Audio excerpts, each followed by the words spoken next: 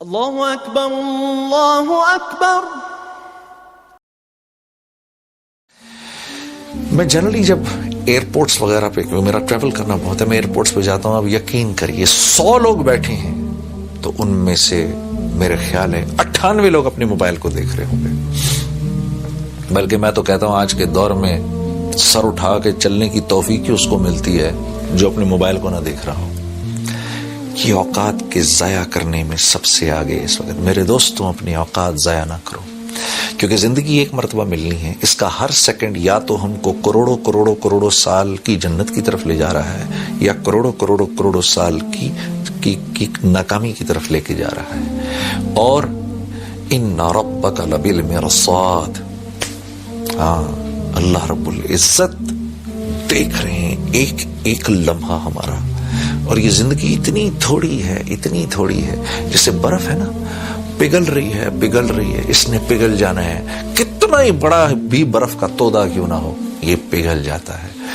تو اللہ رب العزت کامیاب لوگوں کی جو دوسری صفت بیان فرما رہے ہیں وہ یہ کہ وہ اپنے اوقات ضائع نہیں کرتے۔ اور کامیاب لوگوں کی جو ایک صفت سب میں مشترک ہے کامیاب لوگوں کی، وہ کیا ہے؟ وہ اپنا ٹائم ضائع نہیں کرتے، فضول چیزوں میں اپنے وقت کو نہیں لگاتے۔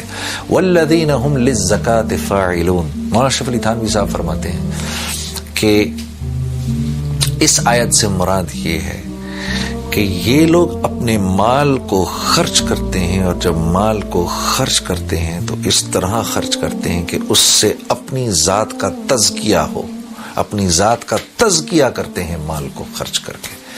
کیونکہ انسان کے لیے دو چیزیں بہت قیمتی ہیں، ایک اس کی جان، ایک اس کا مال۔ یہ دو چیزیں وہ وہاں لگائے گا جہاں اس کو بہت ضروری سمجھے گا۔ اور مال سے کیونکہ ایک فطری محبت بھی ہے، جان سے فطری محبت بھی ہے، تو اپنا مال کسی کو دیتے ہوئے اس کو تکلیف ہوتی ہے اندر۔ اور اسی لیے اللہ رب العزت نے ایک جگہ اور قرآن میں فرمایا ان اللہ اشتری من المؤمنین انفسهم واموالهم بان لهم الجنہ، کہ اللہ نے مومنین کی جان اور مال خرید لیے ہیں، کس چیز کے عوض؟ اپنی بہترین تخلیق جنت کے عوض۔ تو صرف جان ہی نہیں مانگی، مال بھی مانگا ہے، کیونکہ یہ دونوں چیزیں انسان کو پسند ہیں۔ اسی لیے ہمارے یہاں اسی لیے تو یہ بات چلتی ہے کہ چمڑی جائے دمڑی نہ جائے۔ ہاں، یہ ایسے ہی نہیں، یہ سننے میں مذاق لگتا ہے لیکن ایک بہت بڑی حقیقت ہے۔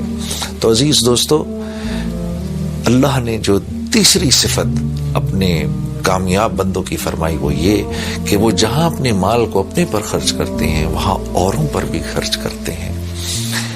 یہ بھی دیکھنا ہے کہ اس پیسے کے اندر میرے اقربا کا حصہ ہے، یہ بھی دیکھنا ہے کہ اس پیسے میں میرے ہمسایوں کا بھی حصہ ہے، یہ بھی دیکھنا ہے کہ اس مال میں میرے دوستوں کا بھی حصہ ہے، یہ بھی دیکھنا ہے کہ اس مال کے اندر غربا کا حصہ ہے، مساکین کا حصہ ہے، اس میں یتامہ کا حصہ ہے۔